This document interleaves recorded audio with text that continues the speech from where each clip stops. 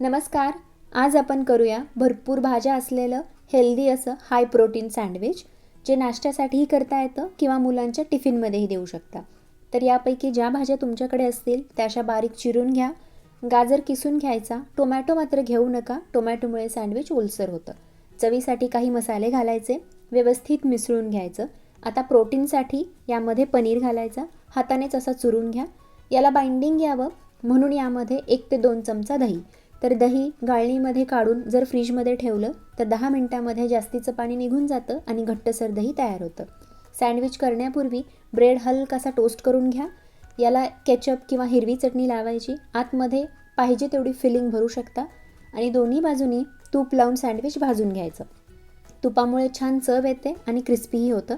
हवं तर बटरही लावू शकता. दोन्ही बाजूनी भाजून घेतलं, छान क्रिस्पी असं हाय प्रोटीन हेल्दी सँडविच तयार झालं. नक्की ट्राय करा.